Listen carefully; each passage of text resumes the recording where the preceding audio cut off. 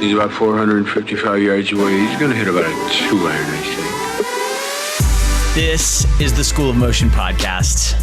Come for the MoGraph, stay for the puns.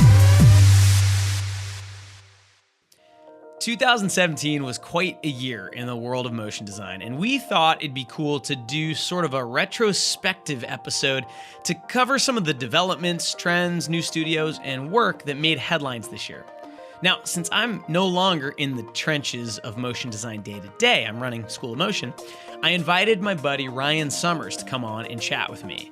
Ryan is currently a creative director at Digital Kitchen, and he really gets this industry better than almost anyone I can think of. This episode's kind of a long one, and we cover a ton. So grab some coffee, sit back, and enjoy 2017, the year in MoGraph.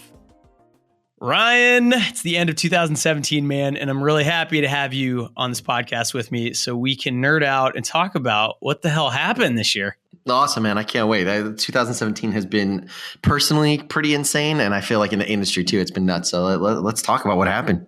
Yeah. And I like doing this at the end of every year, kind of, everything kind of slows down, in the industry and definitely at School of Motion. And it's like, oh, a lot actually happened this year. And it's kind of good to kind of, take a look back. So why don't we start by talking about some of the work that came out in 2017. Yeah. So I'm curious, you're still in the game. You're a creative director. You're making stuff. Are you seeing any trends, any new kind of styles that are hot these days that were kind of popped up this year?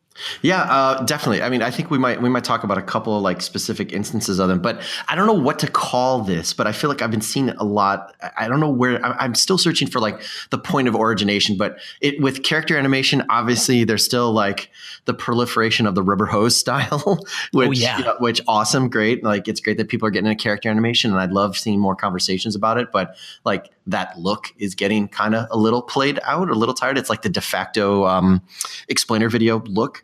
But there's also, I feel like there's a second one. So that's kind of like your standard, like After Effects shape layer kind of character look. For some reason, I feel like there's also, I don't know where it came from, but there's this kind of like long limbed, skinny person, kind of like dead line weight. But the key thing that's around is like, there's always these tiny little black drop shadows everywhere. And I don't know what to call it. I don't know what the name of it is yet. I don't know what to call it, but I feel like it's like the de facto, if you're trying to learn hand-drawn 2D animation, that's kind of like the house style now. Like there's always, even if it's black and white, it's just these like thin outlines, but there's always these kind of like little black triangles underneath like your arms, underneath your nose, or like I'm starting to see it over and over and over. And I'm trying to figure out where it like officially came from, but I know someone did it.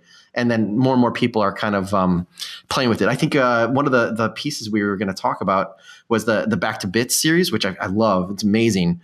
But even in there, I feel like I've seen, if you look at the whole project, there's a couple pieces of it that have that example. And it seemingly like pops up over and over. And it's not like a plug-in origination, not like, like Rubber Hose kind of has a thing. But if you look at, and I'm not calling out anybody in particular to say that it's bad, but even like there's a little Contra 3 Alien Wars one where, whenever the legs kind of pass each other, there's like a little black drop shadow and there's a little black drop shadow underneath like the chin. I feel like it's just become like a style. I don't know where, but do you have any idea where it might have come from? I don't know where that specific thing come from, but you brought up an interesting point. So we recently at School of Motion, we took a field trip to Detroit, Michigan, and we visited a bunch of studios there. And we're going to be releasing kind of a video, kind of showcasing these studios. But one of the ones we went to is Gunner. Oh yeah, and you can imagine it's a pretty amazing place. And we were talking to Nick and Ian, and we were kind of talking about that phenomenon of something comes out and everyone thinks it's awesome and it's cool. And so then like they kind of reference it in their thing. And then someone else references that thing and someone else references that thing. And you kind of get everything sort of unintentionally, not for bad reasons. It's like out of the love of that look, it gets kind of watered down. And so basically I think the lesson here is that has not gone away in 2017. And tools driving looks is still a thing. Rubber Hose 100, and good for Adam Plouffe, by the way. I mean, not for nothing. I mean, that is a useful ass tool for After Effects. But I think too, I'm starting to see, at least with our students, a lot of people really starting to dive into cell animation too, and kind of finding the limitations of what you can do with a character rig in After Effects. So just on the student level, I'm seeing a big uptick in that. I know MoGraph Mentor has this amazing course that Enrique Barone put together that teaches that, keeps getting rave reviews. So that's one thing. I think in terms of trends, I've noticed, I mean, I didn't see anything that nothing really looked like super new to me this year. There was some insanely well executed stuff, like the CNN Color Scope series that, Jorge worked on, Claudio worked on, like all the best people worked on that. And it's still like, that's like the high watermark. That's as good as it gets if you're doing that sort of 2D, After Effects looking stuff. But another thing that I'm starting to see more of, and I have to give a shout out to Erica Gorochow for, I think, really, she didn't start this, but she's done a great job pushing it, is using MoGraph for good. Oh yeah. And I'd love to see more studios do that. A friend of mine in Boston runs a studio called Newfangled, and they released a series this year called Untapped, talking about kind of the dirty little secret in the advertising industry, which is that it's full of people who look like you and me, Ryan. Yep. And she's gay, and she runs a studio and has a totally different perspective. And so Newfangled made this incredible piece kind of addressing that, and they're turning it into a series. And the look of it is great. It's well executed. It's got great animation, great design. But it's the message. And so I hope that next year we see more stuff like that, where, there will be some cool new look that comes out. There will be some new tool and everyone starts using it, and that'll be interesting. But I think the content is something that I hope we can start focusing on a little bit more too, as an industry. Yeah. I love that piece. I love that piece for like a bunch of reasons. Some of the stuff you mentioned, we just talked about kind of like generic kind of house styles. I think the character design and the character animation in that piece is really interesting. It's really, it looks different than a lot of stuff that I've seen. It has a nice mix of kind of just like shapes mixed with line weight. That stuff's great. I think it's a great example for people either starting a new studio or have a studio that's been around for a while, like a way to kind of demonstrate your specific voice and kind of increase your visibility by doing these kind of whatever you want to call them, self-motivated projects or personal projects or investment projects. I thought that was awesome because honestly, like I'd never heard of the studio, and immediately as soon as I saw that piece, I went back and started just looking at all their work, right? Like I was like, wow, what have they done? There's some cool type animation, some great design, some great color usage. And then, like I said, the character stuff was really compelling. But then the story itself was amazing. Like it's obvious we need more new voices in MoGraph, just like we need it in Hollywood, like you're seeing it everywhere else. But I really think in motion graphics, it's part of the people who have kind of gotten established or found a way to make their voices heard. It's kind of a little bit our job to try to help people feel comfortable if they want to try to elevate themselves as well. I know so many amazing female designers. I met so many amazing women in LA that no one knows about, that no one has heard of, because there's either a fear of trying to create some notoriety and the kind of backlash that happens, or just no way of knowing how to do it.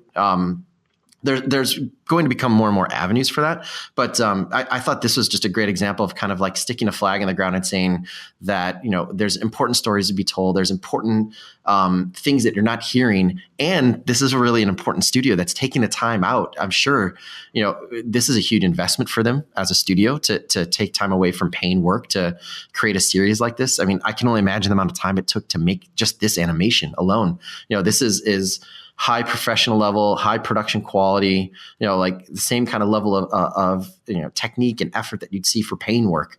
I couldn't applaud it more. I was so stoked by seeing it. It seemed like a new voice. There was some really exciting stuff just in that one piece. I wish that we get more and more of this. I mean, I think there was another piece from Andrew Vuko that we were talking about as well.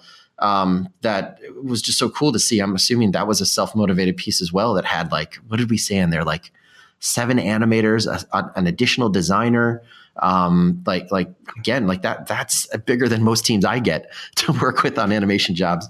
I'd love seeing that stuff. I love seeing, animators flipping the script and actually making stuff for themselves, or studios making stuff for themselves. It's awesome.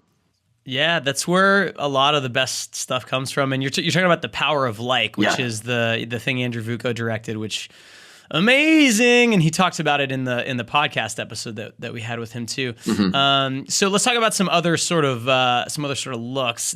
Patrick Clare is still amazing. I think the American Gods title sequence, it's like you can push that there's that thing of like 3D things with slow camera moves, but that pushes it about as far as it can go. And I think that's amazing. And also I will say that one trend I may have noticed, and this could just be, confirmation bias, but I feel like, Stranger Things kind of made the 80s like super cool again. Yeah, we can't get away from that though, right? Like that's everywhere. Yeah, and so the back to bits thing, that's kind of like that nostalgia. But also looking at some of the FUI stuff, like specifically like Blade Runner and Ghost in the Shell. There's kind of this, if you look at like the original Iron Man stuff, it was like clean and blue and orange, and now looking at, there's this great breakdown that Territory Studio did on their Blade Runner 2049 stuff. And it's like the color palettes and the design and things, they're a little more retro. And, Star Wars is back. So like that might be pushing some of that. So I feel like that might be one visual trend that did actually kind of peak. Or maybe it hasn't peaked, but the 80s are cool again. No, I think that word that you just said is important for what kind of happened in 2017. I feel like we saw the peak kind of expression of a lot of trends we've seen over the last 2 or 3 years. Like if kind of Andrew Vuko's piece is kind of like the ultimate expression of what we saw a long time ago from Jorge Estrada. I can't remember the name of the piece, but when he was animating squares and circles, and everybody was kind of blown away that, MoGraph can have the same kind of fidelity of animation that kind of like Disney animation can have, the same texture timing, the same kind of, simple designs that are animated as exquisitely as possible. If Andrew Vuko's piece was kind of like the full expression of that, I really looked at what Territory did for Blade Runner as kind of like, you can't get much further developed than what they did. I've had this kind of like push-pull feeling of FUI stuff lately, where sometimes it's just cool for cool's sake. It's just like, let's just make something as complicated and as difficult as possible. And I feel like this year we had 2 films that were really similar in terms of what they tried to do, Ghost in the Shell and Blade Runner 2049. But whereas in Ghost in the Shell was kind of like, let's just make the dopest, craziest looking stuff. And it didn't really matter if it totally fit in the world or if it felt like of a thing. It was just a bunch of cool things, sequenced out. Blade Runner 2049 was like the ultimate expression of the artwork servicing the vision of the director for me. Like that stuff, like there's a whole sequence of like this like super futuristic microfiche, like this giant old machine that, I think Ryan Gosling walks up to and stares into, and it felt like something that was built in the 70s. And the UI actually felt like it fit from that time period. It didn't feel like there's this big old bulky device and all of a sudden there's something that's brand new. Like I had that same problem with Prometheus, right? Like there's all that cool old great UI that's clunky in the original Alien film. And then there's a movie that's supposed to take place before it. And all this FUI looks like Houdini wet dreams, right? Like it's just crazy.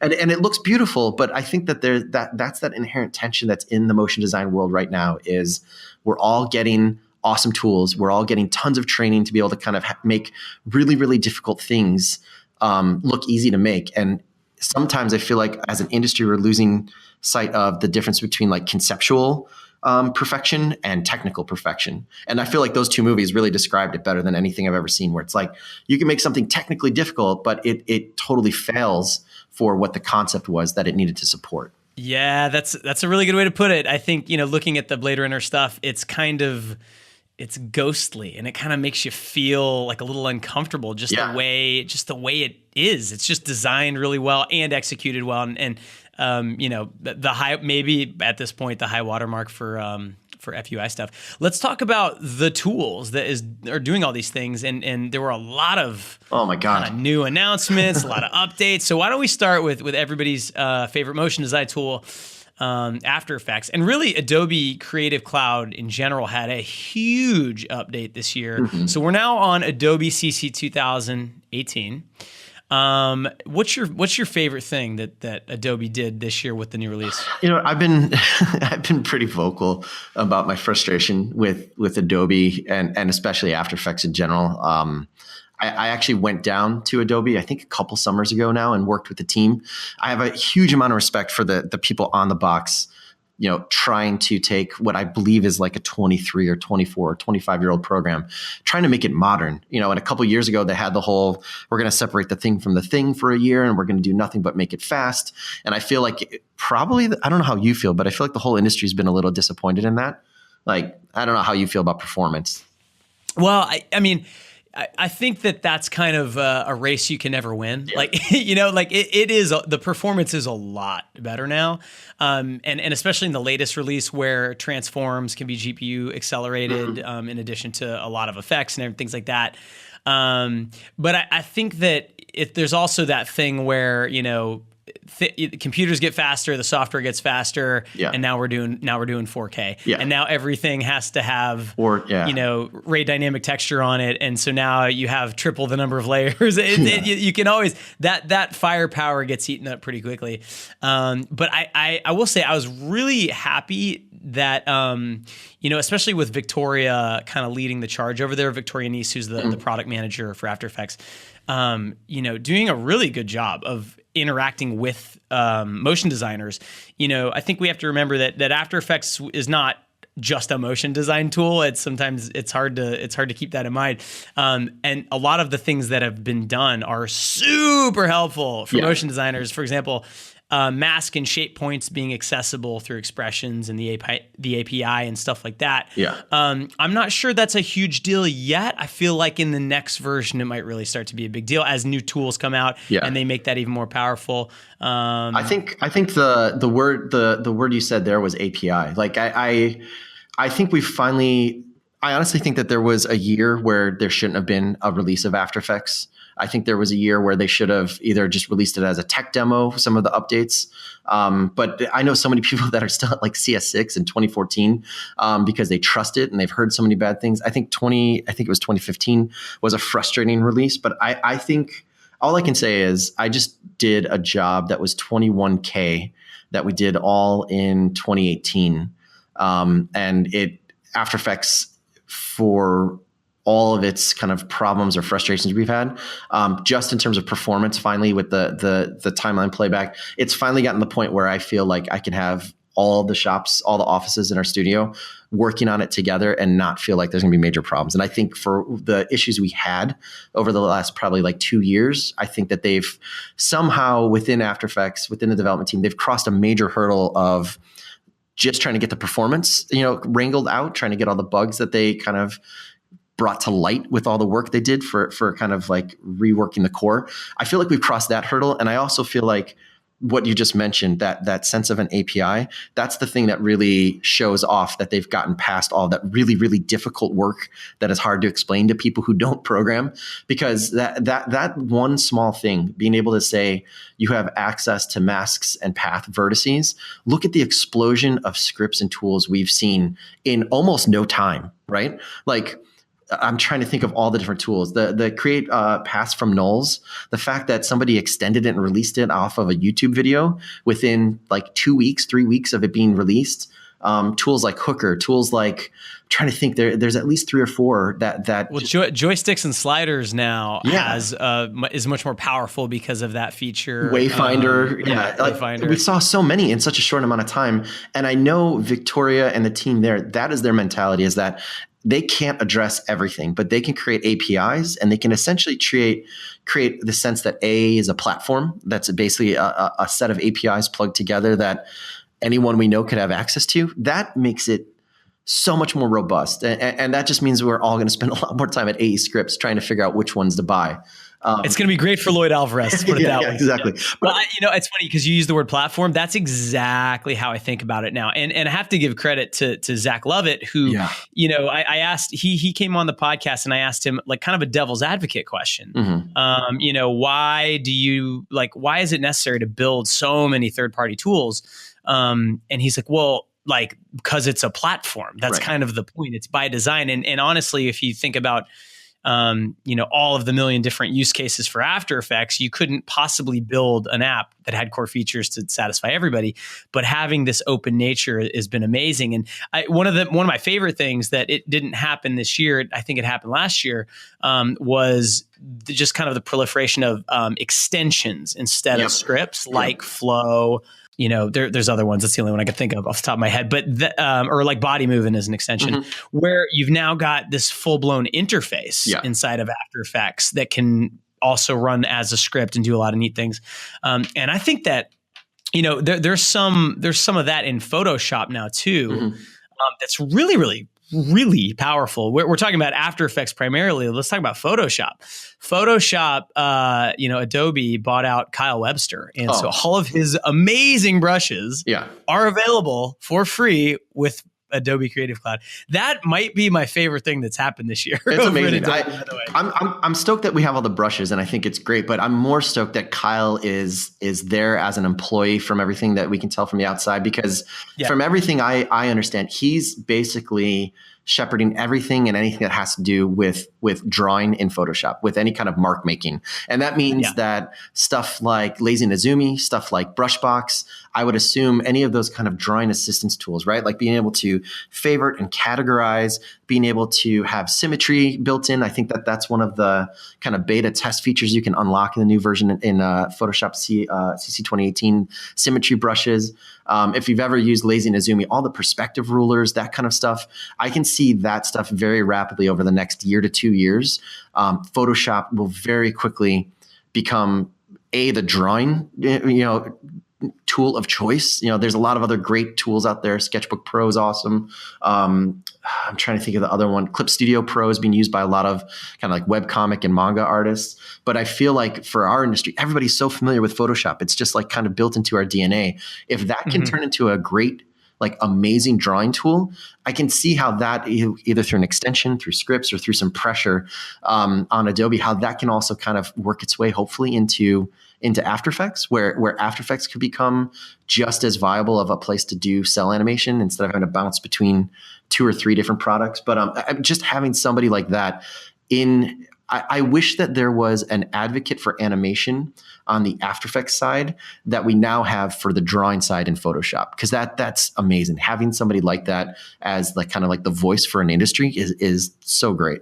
Yeah, I mean, there's definitely a trend where it seems like Adobe is trying to create feature parity between all of these apps, and you mentioned maybe one day being able to use After Effects for cell animation. I think the latest version of Paint and Stick for After Effects came out this year, and I don't know if you've played with it, Ryan. It's actually pretty awesome. It's pretty awesome. I played with it a little bit. Yeah, it doesn't have all the bells and whistles of Photoshop, and if you're used to cell animating in Photoshop with layers and all that, it's it's not that powerful yet. But I would love to see support for Kyle Webster brushes in it and stuff like that. And I think that sooner or later the tools will sort of merge. There's some other things too that I think are cool just in the Adobe Creative Cloud world. Premiere.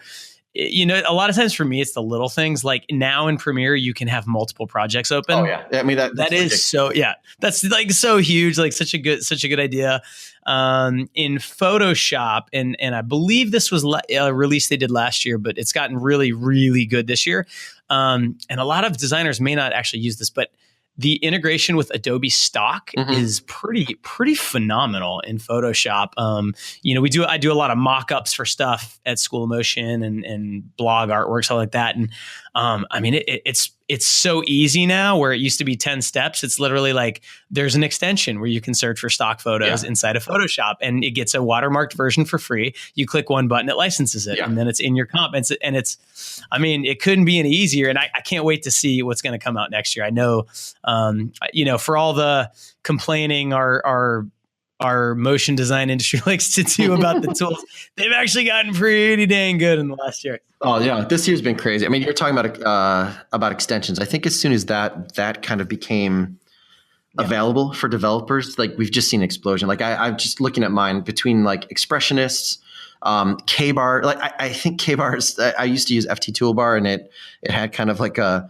After Effects killing bug in it that made me kind of have to walk Right. away from it. And not everybody ran into the problem, but if you did, it got to the point where you literally couldn't open up After Effects.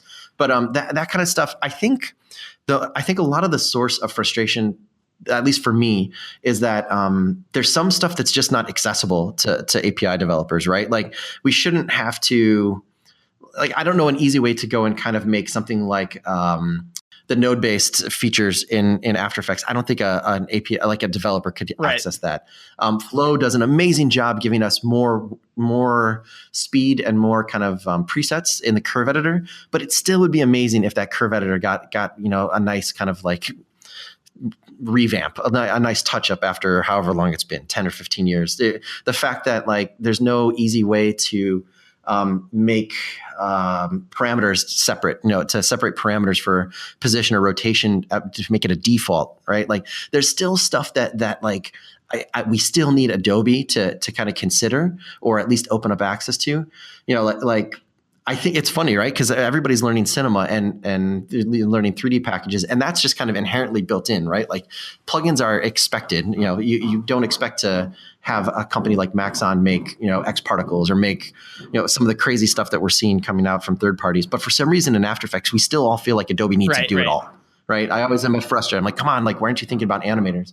But I think if they just continue to work to open up stuff like they've done with, the mask vertex parameters, if that's still what's going on and we still have that ability, man, I think the next couple of years, I'm working with I don't know if I can talk about it yet, but I'm working with a developer that's got an extension that basically gives me something in After Effects that I live and die by from Cinema 4D. Just a basic workflow thing that when you start working with character animation or really deep hierarchies, it's really frustrating when you're dealing with it in After Effects. But this one extension basically gives me the power that I have in Cinema built in the box, like right out of the box. Sweet. We'll have to look out for that one. Let's talk about some of the, some of these like third-party tools that have come out in 2017. I mean, the MVP for me is Overlord. Oh my God. I don't know. Yeah. I'm not sure anything could be more useful than that. Yeah, it's kind of shocking, right? Like I remember that was one of the things when I was talking with the Adobe guys back, I think like 2 summers ago. I'm like, why is it so difficult and so time consuming to work with Illustrator going over to After Effects, right? Like if you've ever rigged a character from a designer that's done something in Illustrator, the amount of time, like I think you guys have at least 1 or 2 tutorials, like 30-minute video tutorials on prepping stuff from Illustrator over to After Effects. And when Adam just all of a sudden was like, oh yeah, no, here's a 1-button click. And actually, you know what? If you want to actually animate in Illustrator, because the selection tools are so much better, like animate like shape layers, instead of dealing with all the twirl downs you have to do in After Effects, here's another part of the same tool that it's a 1 button to kind of shuffle it back and forth. Like that's like black magic to me. I have no idea how he was able to pull it off. He's a smart man.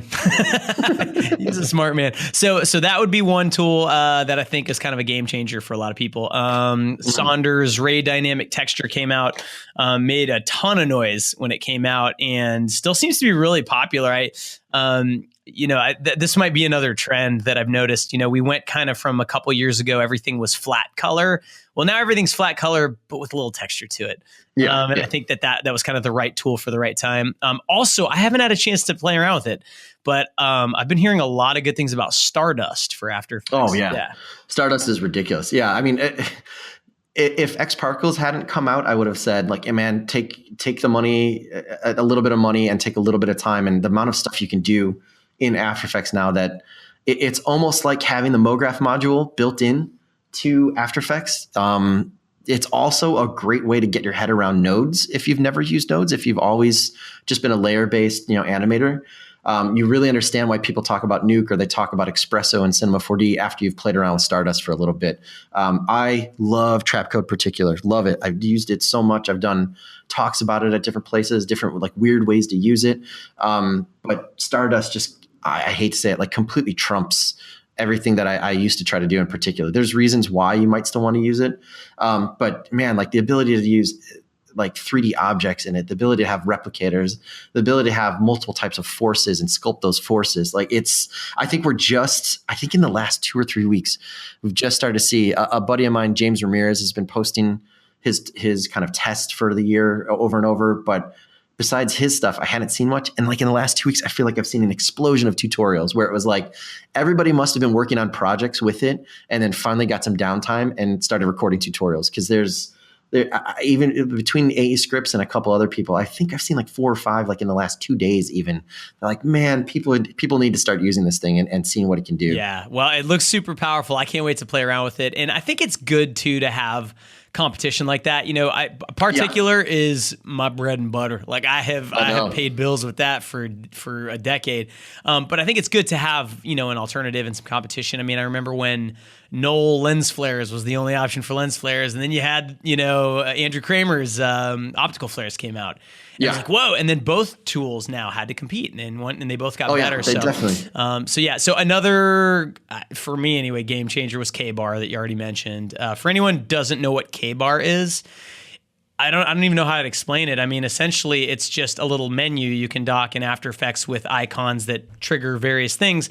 But it can trigger scripts, it can trigger expressions, it can trigger presets. I mean, it's kind of a Swiss Army knife, and it looks really pretty too, which is handy.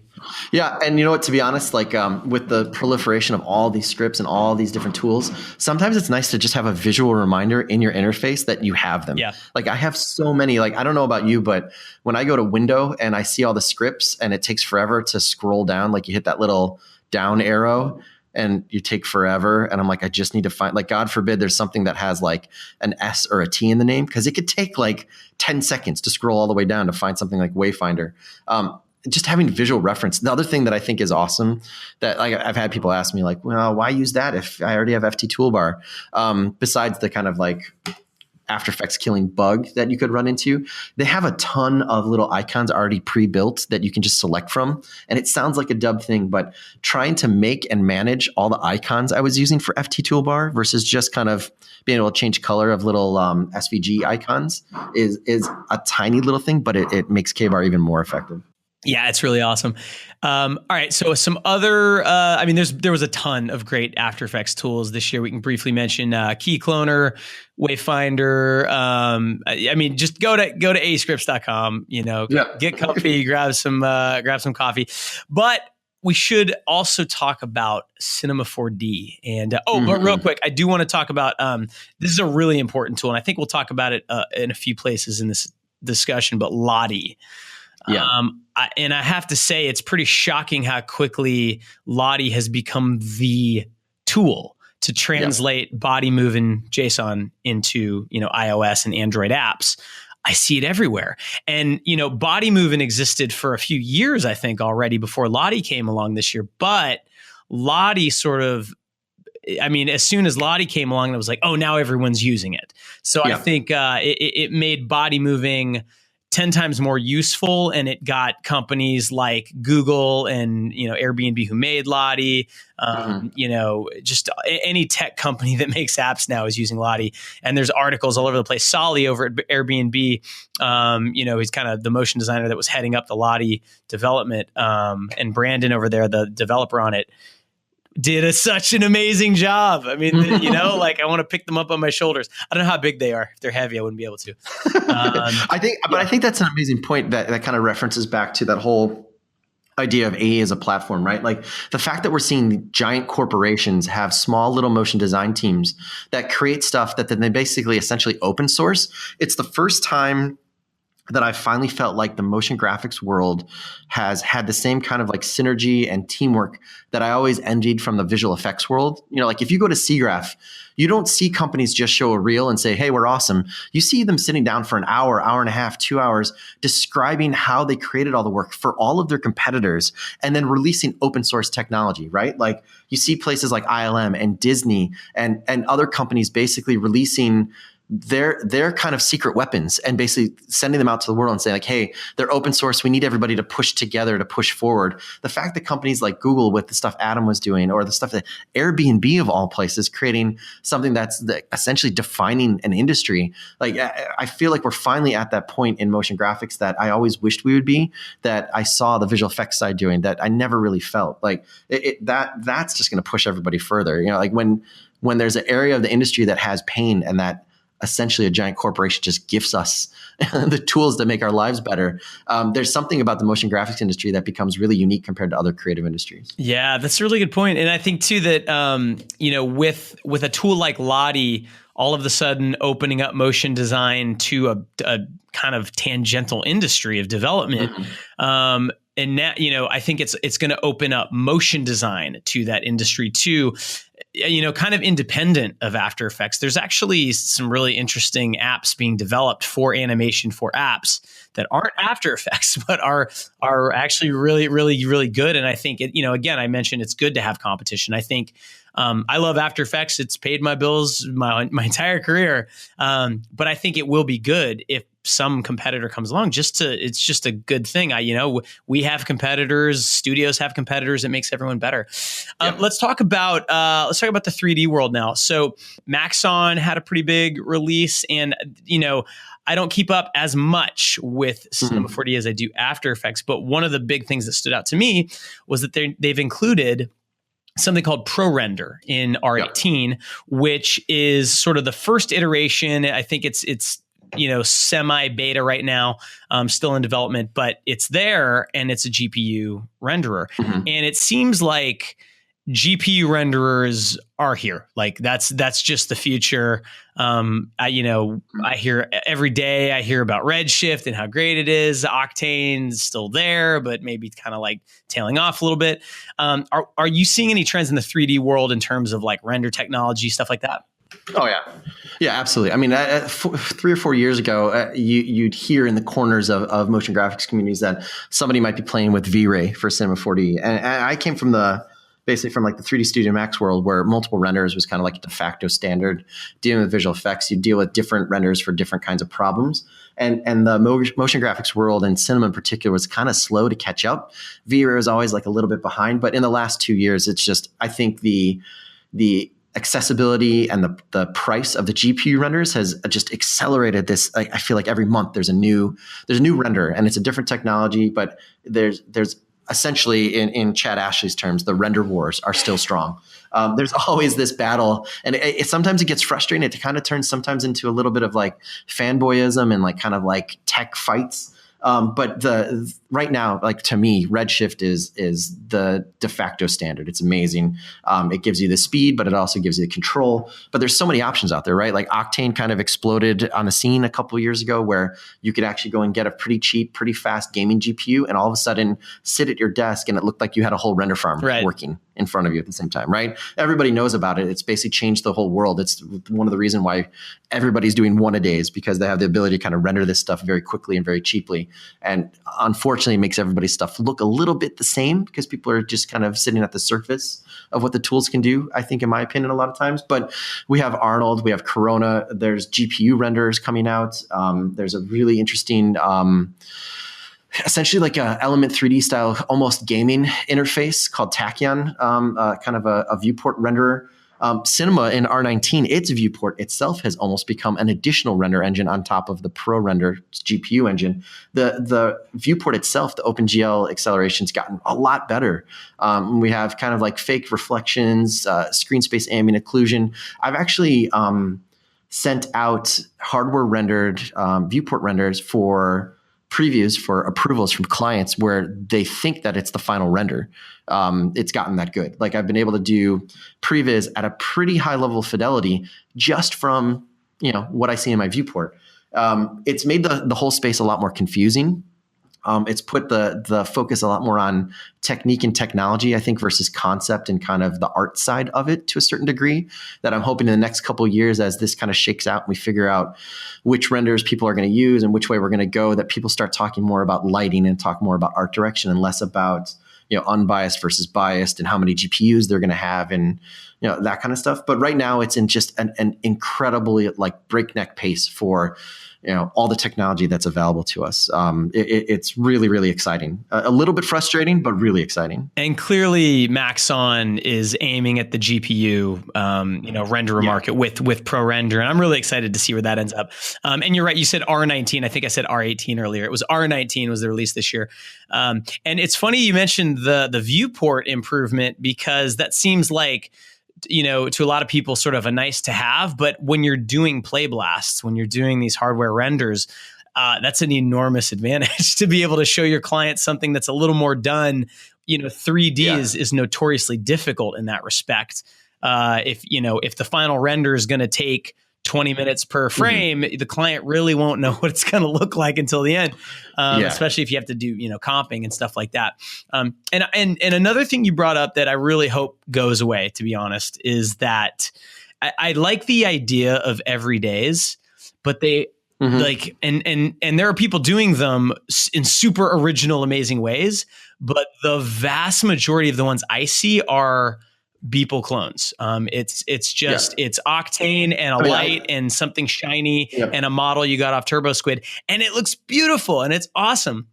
But it's just creating this generic soup of just neat looking techie 3D renders that don't make you feel anything, Yeah, I personally, I don't know. I try to have this viewpoint of being critical, not cynical. Right. And the one a days are very difficult for me to not be cynical, but I think most of them are garbage in terms of the way they're being presented. Right. Like, I think there is absolutely nothing wrong with maintaining a sketchbook, essentially. Right.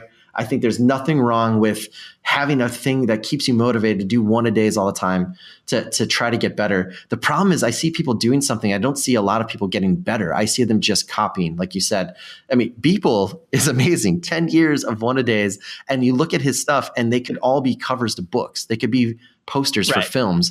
And you see he I feel like when he's using it, you're looking at like a master artist sketchbook, right? Like, you can literally see him developing his voice, developing his ideas. He'll do something for 3 months and you can see it getting refined or getting better, or like evaluating different types of composition. And then you can see one thing happen where he's like, oh, I learned this new thing about this one thing in a renderer. And then all of a sudden everything shifts and it's just about that. And then he goes back to square one and he's iterating, he's designing, he's finding his voice. He's speeding up his techniques. He's increasing his fidelity.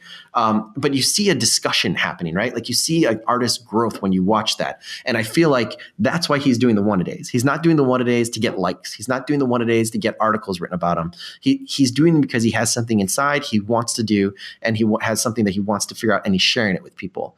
That's where I think one a days are amazing. When you're doing it because you're like, oh, you know what? I saw this cool thing. I'm going to rip it off, or I'm going to literally use the exact same composition, or I'm just going to use the same technology just to try to like get the buzz that Beeple gets.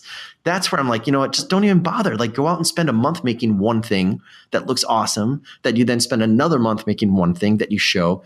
But yeah, I feel like there's just this kind of like social media hype train that people are just trying to catch on board, that Beeple's kind of like in the like leader spot for. And it just seems it seems like it just actually devalues the work that everybody's doing sometimes. Yeah, I've heard, Nick from Grayscale has said some interesting things about the everyday thing. I mean, you made a good point that, they serve a purpose. If you're new to Cinema 4D or you're trying to learn Octane, it's a good way of just getting reps in and kind of learning and learning a new technology.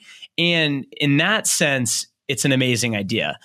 I think where it starts to feel gross is when people look at what Beeple has done, and Beeple has transcended motion design. I mean, he's like, Beeple stuff shows up in weird spots. He's kind of like Andrew Kramer in that way. Like, people not in the industry have heard of Beeple.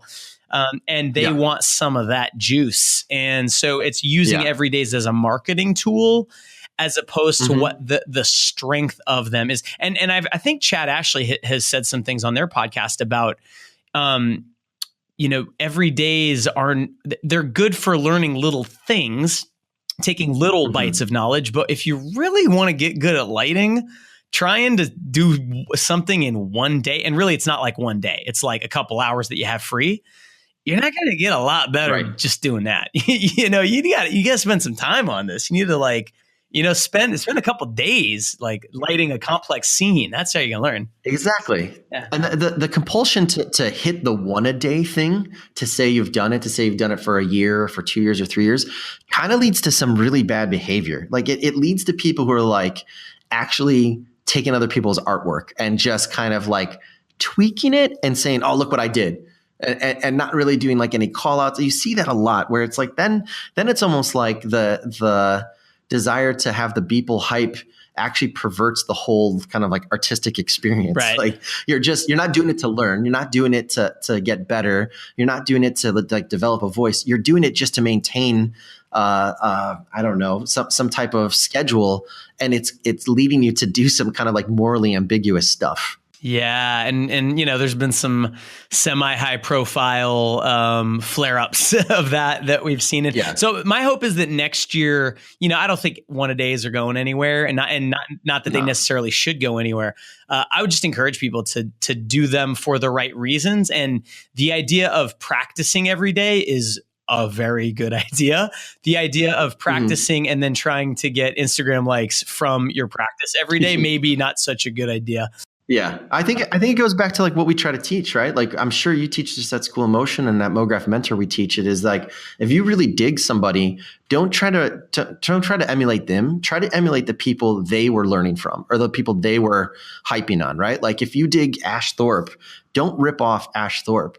Go and rip off Katsuhiro Otomo. Go and rip off the guy who was the cinematographer for Stanley Kubrick. Go and find who Ash was thinking about when he was making his thing and use that as like an inspiration point to find out other things that you could be into and find, again, it goes back to finding your voice. Don't just rip off the surface level cool. Go and find what made that cool thing interesting to you. So let's talk about another trend that I've seen in 3D this year, which is this kind of procedural artwork thing that's getting more and more popular. And I have to say, at first I was sort of like, I don't get it. But I gotta say, there's some really cool stuff out there. Albert Omos, it's not safe for work if you go to his site potentially. But it's just so weird and unique and awesome. I love what he's doing. He's doing this crazy stuff with Houdini. Future Deluxe did a really cool thing with massive amounts of particles being driven by sound and color.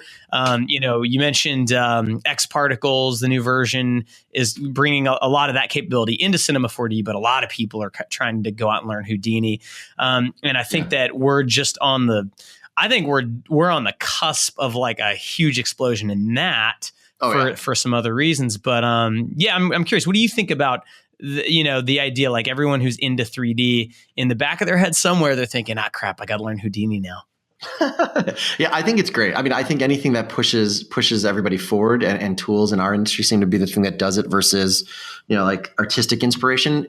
I still think it's great. Like I feel like it's been building for a couple years, watching the stuff that Man vs. Machine or Ike Sponza has been doing and seeing how they went from, cinema and trying to push stuff and playing with different render engines and then jumping into Houdini and just knowing how those studios work very, very differently in terms of their structure, both like financially and creatively, how that's allowed them to kind of like get on that bleeding edge, that like tip of the spear of adopting Houdini.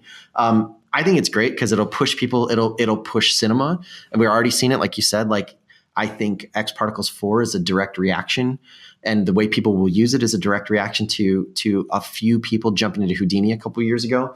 I think anything that's like proceduralism, I think is awesome. I think in the kind of like motion graphics After Effects world, we saw it probably a decade ago with processing, where all of a sudden people are starting to get into coding and starting to get into proceduralism to try to kind of create new looks or find new ways to do things that were almost impossible to do in After Effects.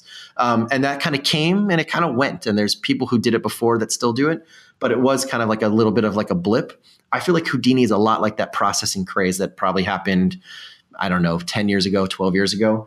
But I think it'll probably stick a little bit more for the 3D side because the tools will make it a lot more accessible. Houdini used to be really difficult to kind of get your head into, but now with more and more training with some of the, I think Ike Sponza guys doing a lot more training at Antagma. I think that those are those guys. Adam Swab did something too. I think Adam Swab put something together for Hello Lux. Lux. I think he released something that's supposed to be really good too. I think that stuff's great. I think it'll push people. The thing that I like about that is that a lot of it is very solution oriented, right? Like people are like, well, I got to do a Nike Flyknit commercial. And the only guys that have done it were using Houdini. So how did they do it? Just open, and people are opening up their techniques. They're showing how they're using it. And then I think people will get used to just experimenting and playing, right? Like it's a lot of like what I think Nick Campbell did at the beginning where people are like, how do I do X, Y, and Z. And Nick showed very simple ways to do stuff that looked kind of complicated. And then it just opened that funnel, right? It opened the world of possibilities to people that didn't think they could do that. Chad's doing that right now with Redshift. Andrew Kramer did it a lot with what he did with a lot of his tutorials around like Element 3D. People were exposed to something they never thought they could do. And then the tools kind of migrated down to them to make it possible. And then a bunch of people experimenting and remixing created a whole bunch more opportunity. So I'm stoked by it. Like I definitely have felt the pressure to try to find local Houdini artists in Chicago, which there really aren't that many of. I think it's probably a great way to level up in the industry. If you're looking for an advantage the next couple of years, if you can get ahead of everybody and learn Houdini, you're going to get booked. You're going to be available as everyone else tries to catch up. Let's talk about another really interesting trend. We had Fraser Davidson on the podcast a few episodes ago, and he talked about, so for people listening who don't know who he is, he's one of the founders of Cub Studio, sort of, the lead over there. And they do amazing stuff. They did this Trump series. It's just so good. It's just so amazing. Yeah. But they spun off a side company called MoShare. And it's a really interesting business model. It reminded me of a talk that the team from Elo gave at Blend this year, where they were talking about their own version of that, which is called Algo. And it's essentially an After Effects template that reacts to data. And that data can come from basically anywhere. It can come from a JSON feed, like from a weather service, or in MoShare's case, they give their clients sort of this front end that they can log into. And, they primarily work with sports teams, soccer teams and stuff like that. And so, like the social media manager for a soccer team can log in and say, we scored a goal. This is the new score of the game. This is the team we're playing. And in like a minute or two, there's this beautiful render waiting for them that they can send out on Twitter, Facebook, or use however they want. And it's this idea that you can create essentially a robot, that with some expressions and some clever After Effects, you can create a machine that creates MoGraph on demand. And there's a lot of that. And I think that's going to be a huge thing. Maybe not in 2018. I think the tech hasn't quite caught on yet, but 2019, I wouldn't be surprised if there's a ton of this out there. Yeah, I think this is just like what we were talking about with Houdini and talking about technology catching up to people's needs and kind of this call and response kind of pattern in our industry. The data-driven MoGraph, it's already been there. It's just been really difficult. The for lack of a better term, the APIs and the platform within After Effects wasn't set up for this. But I mean, we've had to set up toolkits before for companies for broadcast packages, right? Where we made, essentially the template, we designed everything, but then we literally hand off After Effects files for people to basically type in when a show is going to be on, what the type is going to be. And the animation and the lower thirds react to the length or the width or the size.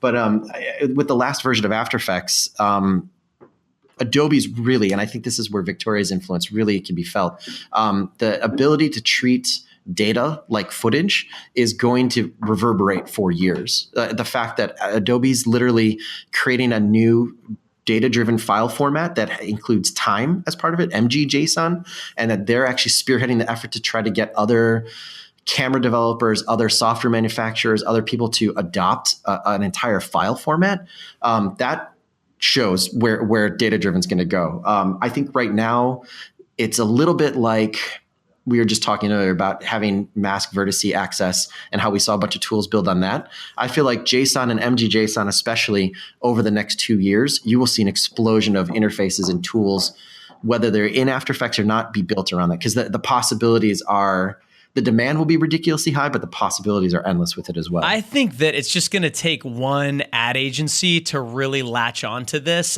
So, I've seen a lot of use cases for this on, social media managers using it, sort of the example, the tool that a lot of these companies are using is called DataClay Templater, which is, you can get it on aescripts.com. You can go to dataclay.com. I'm actually giving a talk about it at NAB this year. Oh, nice. And so they use the example of, okay, well, if you have like a weather full screen graphic and you want to say the weather for the week, Well, you can pull that data from, an API from weather.com or something like that. And once every 2 hours, it will kick out a new render with the new data in it. And I think the tools to let an After Effects artist set that up have been pretty clunky and very, very more developer friendly than artist friendly. And Templater kind of takes a lot of that overhead off your plate and just does it. There's still a piece missing, which is building the front end for this thing. And someone's going to solve that sooner or later too. And all of a sudden ad agencies are going to be able to offer this as a service to their brands. Yeah, I think we're even starting to see the Adobe team starting to address that. I think the implementation is almost too early for them to even have released it. But when you look at the Essential Graphics panel, which right now is just the absolute smallest little baby steps. But if you look at what the idea is, which I think was born out of an idea from Stu Maschwitz called capsules. It's essentially the idea that way back in the day with Softimage, we had a 3D program that's dead now, but we had the ability to basically code or program or design something and just allow inputs and outputs and package that up as a plugin. And then you could share that plugin almost like Nuke. You could have a node graph that you can literally copy and paste in Slack or email or text to someone, and then they could basically drop in and they would have this whole thing. Essential Graphics is just at the very beginning baby steps, allowing to essentially create that whole kind of template, have data points that can be filtering into it live, and then have an artist or an operator basically be able to make small adjustments that you limit what those adjustments can be. I think that that's exactly what Essential Graphics is eventually going to go towards, is that they're almost going to be mini scripts or mini plugins that an artist creates that leverages real-time data from any source that then lets an operator on set or in a control room basically change, I want to change the color, or I have 24 teams, I can change the teams, or I need to be able to add an explosion animation every time a touchdown happens. But I think that that's very quickly in the next 2 years going to be something one After Effects artist at one desktop could set up for an entire team of people. I'm really glad you brought up the Essential Graphics panel because I forgot to mention it. That I think is 100% a game changer. And even in its early iteration is crazy powerful. Like for a motion designer, we look at it and we're like, well, I know After Effects, I can just go in. But, remember who After Effects is probably primarily serving. It's that post-production editor environment. It's the studio. And so as an After Effects artist, I worked on a Animal Planet show once where I would every episode have to make lower thirds for every single person. And it was because I had to sometimes scale the name up and down. Sometimes it was a 2-line, sometimes it was a 3-line, and I'd need a bigger, thicker. And you can bake all of that into the Essential Graphics panel and give it to an editor and never touch it again.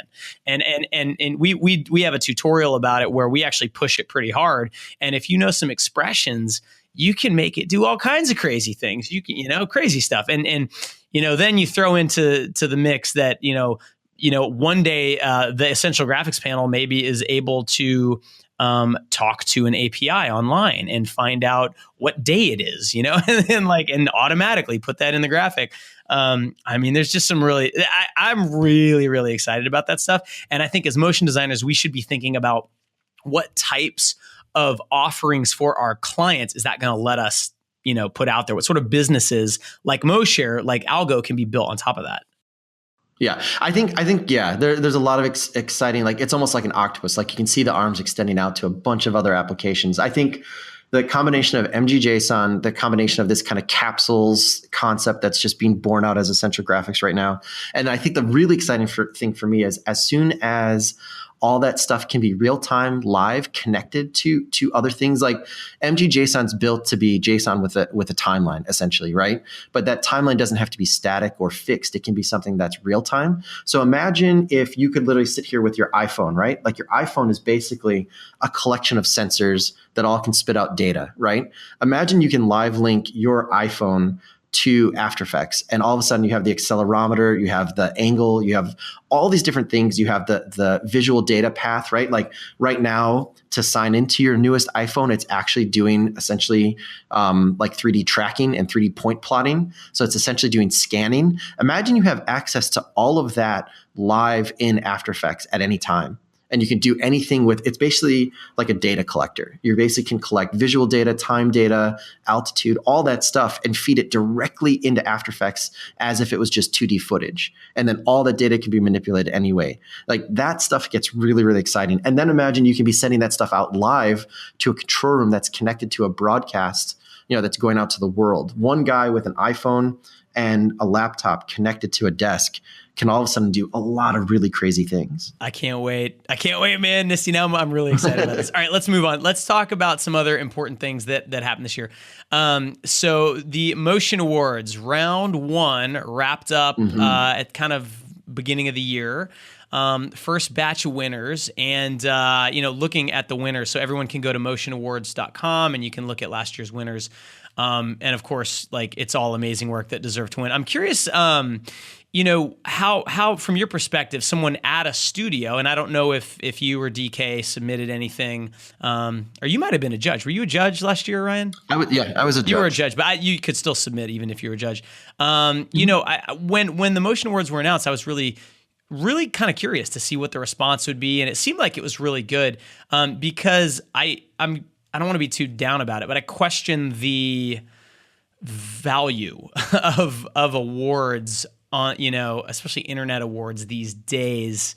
I'm curious if you have any thoughts on that. Yeah, I think it's all a case of perspective. I think it's again that kind of tension I was talking about earlier, where as artists, I think sometimes we get really excited about things that are difficult to do, or we give a lot of notoriety to something we aspire to do. But I think we're missing the connection to, was it conceptually successful, or did it actually, if it's client-based work, did it actually have the prescribed effect, right? Like, a lot of us are making commercials. Right. We're making advertisements. If you start interacting with agencies couldn't give a shit about making art most of the time, right? But the things that we award are the art.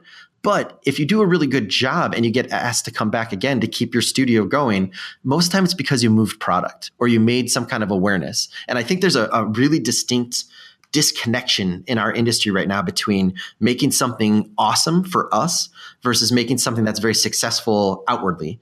And I feel like that's a little bit, it's a bitter pill to swallow, but our industry is, for the most part, commercial driven. I'd love to see it be not so much. I'd love to see people making some more of their own stuff. But I can give you a direct correlation, right? Like, I nominated one of my favorite studios, Midnight Sherpa, right, in the awards for Best New Studio. And I don't think a lot of people knew about them, but when they got nominated, they must have garnered enough attention, because the 3 studios that won were Oddfellows. I can't remember. I think Golden Wolf and Midnight Sherpa won, right? I'm good friends with those guys. They're ex-partners at Imaginary Forces. They didn't see any uptick in work that they received or notoriety they received because of the Motionographer Awards. No one came up to us like, "Holy shit, you were one of the companies along with Oddfellows and Golden Wolf, which we already knew about. We want to talk to you about work, or we want to talk to you about a product." They saw no blip. So maybe that's more on the commercial side, but I think it's also an important side to consider, how much time you put into things like awards. It's the first year that they did Motionographer. So I think internally, everybody on our side of the fence is like, wow, that's awesome. There's an awards. But I don't think it really, really makes a big difference to the outside world in terms of getting more work yet. I think it's a great thing for the industry to have. And I think as it gets bigger, it may have more of an effect. But I also see how people chase after likes and thumbs ups and all that stuff. If you start chasing a Motionographer award, I think that's the wrong motivation. Agreed. And it's interesting to hear that there wasn't an uptick in, it didn't drive client work to Midnight Sherpa. And frankly, that's what I would expect. But it's interesting, I come from this place of being very practical. It's just kind of the way my brain is wired. And I always look at things in terms of ROI and, not a very artistic way of looking at things. It's just kind of how I'm wired. And Joe Donaldson, who's, essentially running Motionographer's content right now. He lives like 20 minutes from me. So we get together, we have coffee, nice. And it's great. It's a great combo because he looks at things the other way. That man is an artist, truly is. Mm-hmm. And he raises a lot of points and gets me thinking about stuff like this because there is definitely something to be said for having a pedestal to put things on that are legitimately awesome. And even if it's not gonna, awards, Promax, BDA, that stuff used to drive sales. And so that's kind of where the history of awards in our industry lives. But, for us, the Motion Awards, maybe that's not what it's for. And maybe, it can be effective and amazing and a beautiful thing, even if the goal is really just to inspire people and just to say this was good and to kind of have a time capsule to show all that stuff, Absolutely. Yeah. No, as much as I was saying on the commercial side that, it's dangerous to chase those. I think earlier we were even saying, that the more companies that make self-motivated stuff, the more companies and individuals that start thinking about being the product rather than making the product. If the Motionographer Awards do that, like create an awareness that there is value in doing self-motivated work and that there is an end goal, then that makes a huge difference to me. I think I probably sit somewhere between you and Joe, right? Like there's a part of my brain, because I'm a creative director, because I'm exposed to, the kind of lifelines of a large company, that you do have to be practical to a certain extent. But I have that tension even here at the studio that I want us to do more creative, more challenging, more interesting work that sounds like it's been built by people rather than a faceless company. And something like the Motionographer Awards, like that encourages people, right? Like I have a junior artist here that's an amazing illustrator, but he never does anything, outwardly facing because he has to be animated. Right. I'm like, man, you should be doing more boards. You should be doing more stuff. If he knows that the Motionographer Awards exist and his work could get seen and he get elevated because of that, then who cares if they make you money or not? Like that lifts someone else up. I'm super stoked about it. I'm super hyped about it. I'm a judge again this year. I'm really excited to see the work that's being submitted. I just had firsthand conversations this last week about, man, how did that go? You got nominated. You won. You're one of 3 companies in great company. Like, how did it help you at all? And I literally heard like crickets, like, oh, it was nice. It didn't do anything. Well, the Motion Awards, I think you can still submit for this year's awards through, I forget, it's on the site. You can go to motionawards.com and find out.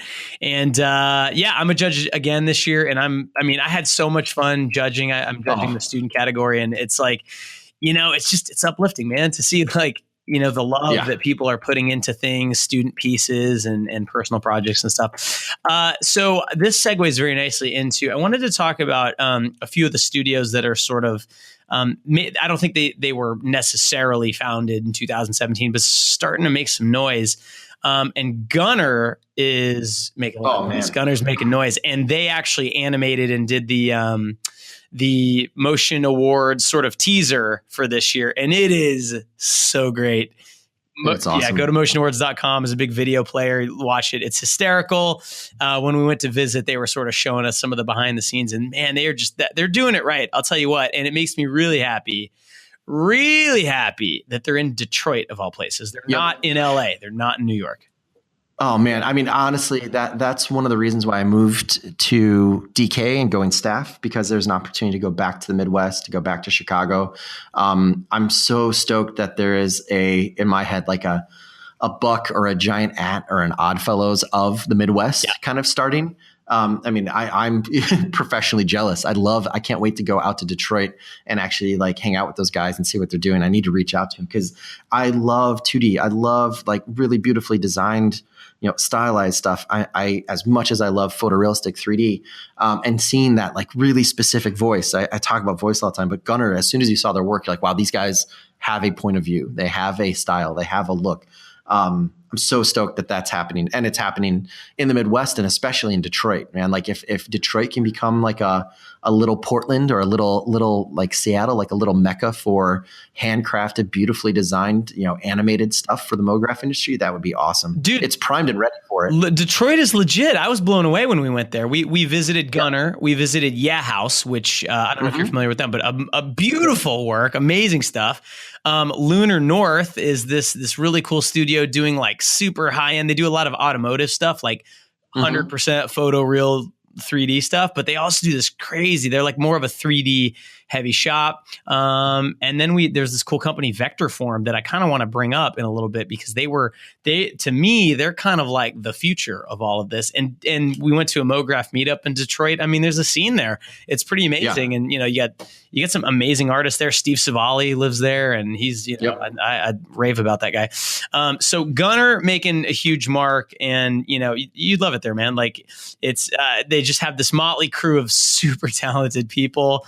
We met one of their artists, Rachel, who's this insanely talented cell animator, and she's sitting right next to John, who was working on some stuff with body moving. And it's like, to me, I think that is a beautiful model for a modern studio. It's not in an expensive place. Yep. Their overhead can be kept low.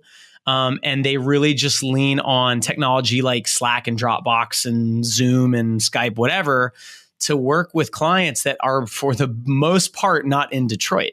And, I love New York and I love LA. I don't want anyone to think I don't love those places, but it's just so expensive to live there and to start a studio. And I don't think you have to anymore. Yeah. I mean, even Chicago, man, it's so difficult to compete when your baseline overhead is so high, especially if you're a small studio. And not even especially if you're a small studio.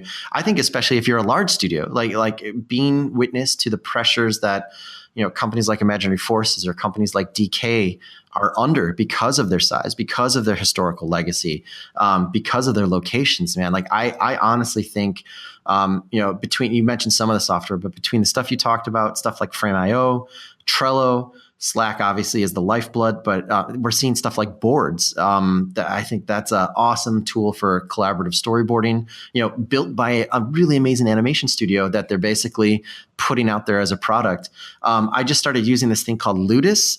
It's basically for creating pitch decks collaboratively on the cloud. It's almost like Keynote in the cloud, but it's not like a Google app. It's built for artists.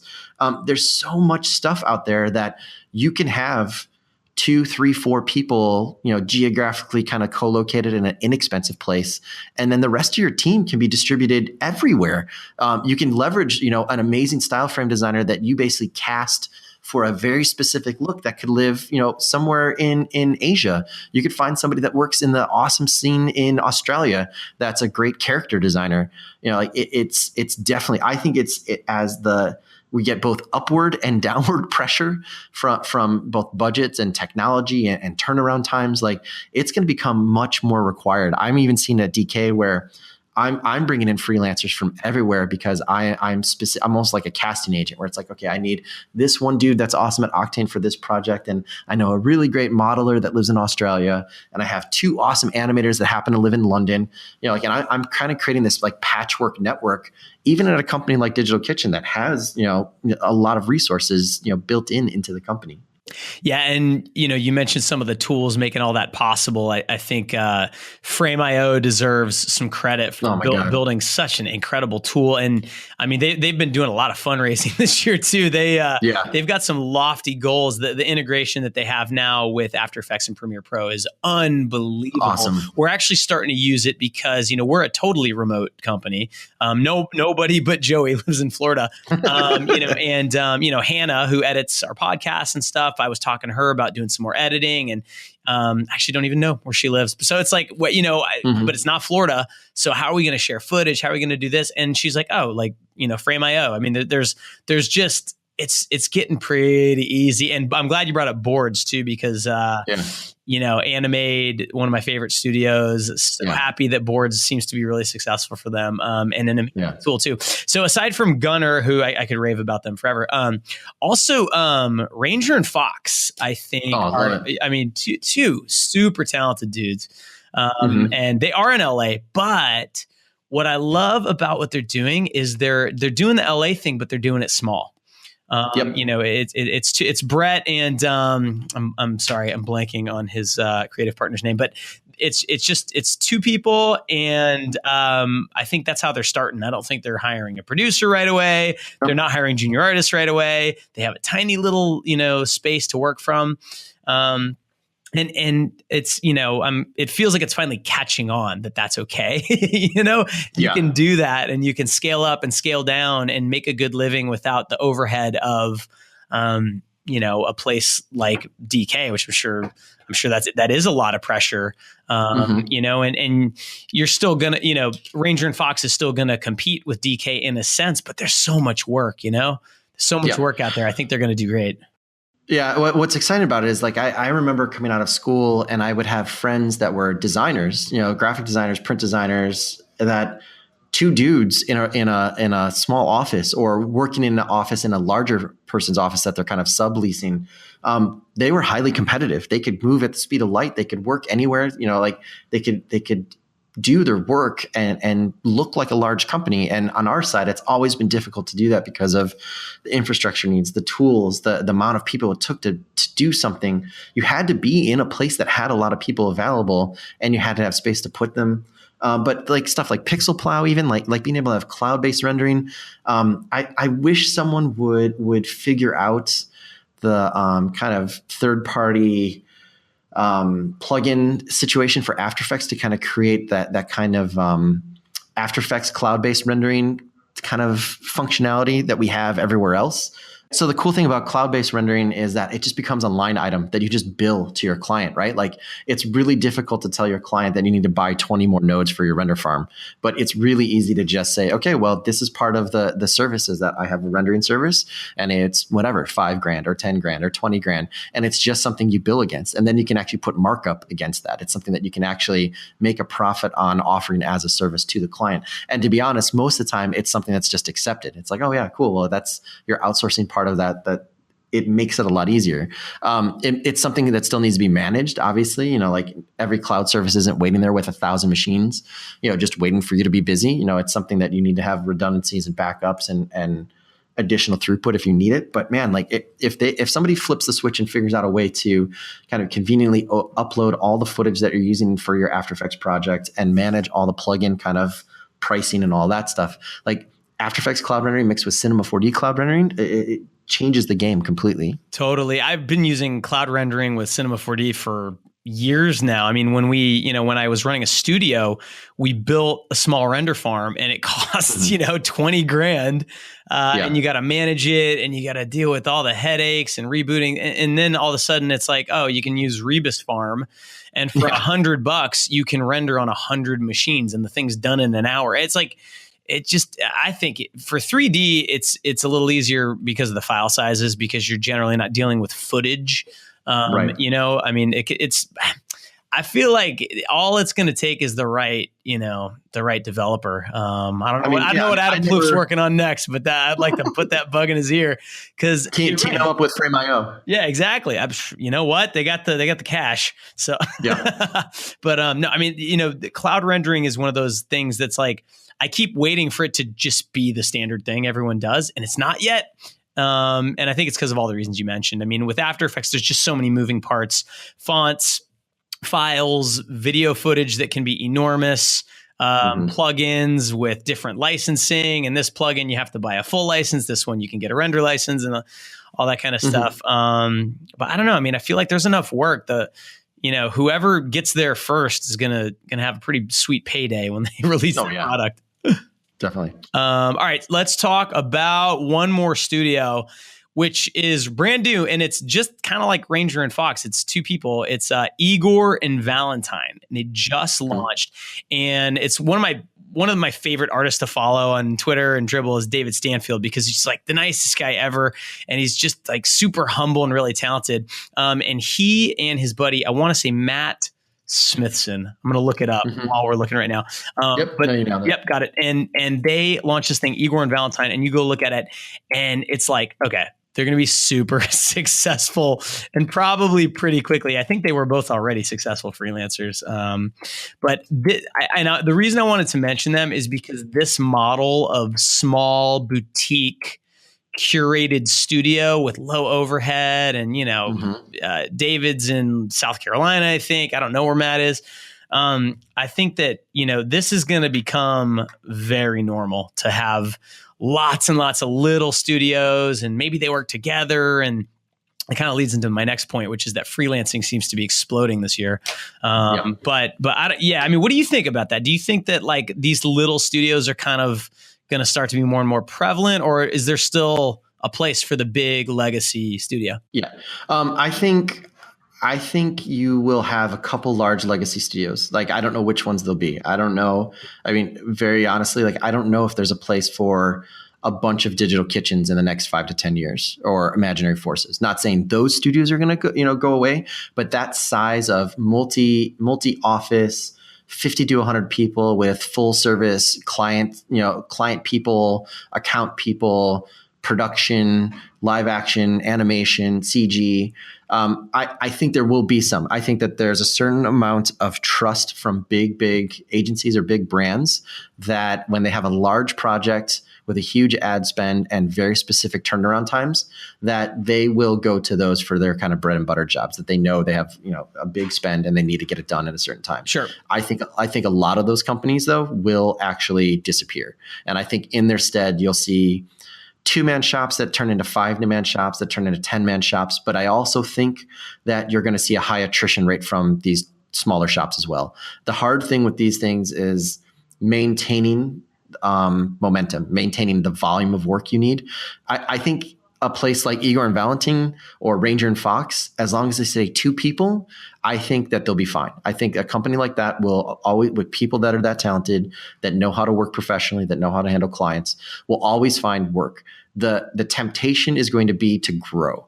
And when they grow from 2 to 5, that's fine. When they get past 7, and they all of a sudden need 2 producers and they find out they need an account person and that overhead starts getting bigger and they have to move into a slightly bigger office, that like small but not 2 people shop is where you're going to lose a lot of these because the temptation's so strong. If you're billing $2.5 million a year and it's between 2 people and you think, well, I could get to 10 if I add 1 more person, the temptation is to go to 5 and get to 20 or whatever crazy numbers it's going to be. Right. That's the part where it gets really difficult. I think if these guys can maintain their size and maintain their initial, if the initial goal is to make beautiful art and work in a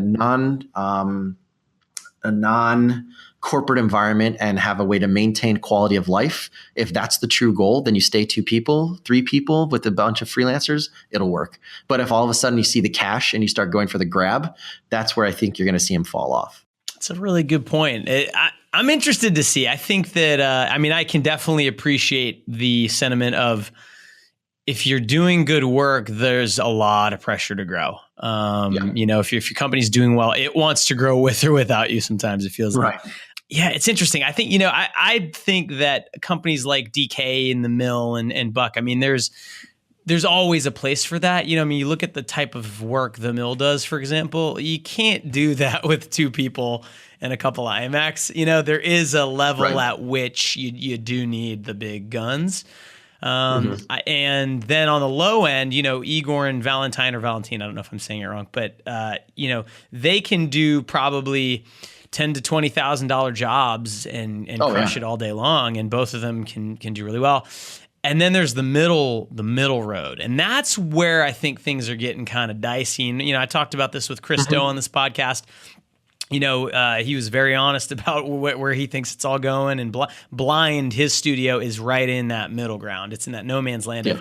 It's big enough to be really expensive to run, but it's not big enough to be able to, to book enough work to keep it. Yeah, and so that, it's interesting. And I think that for the individual motion designer, there's a ton of opportunity right now, and a lot of it seems to be freelance. Freelance seems to be catching on in a big way this year, and I have absolute confirmation bias because I wrote a book about it that came out this year.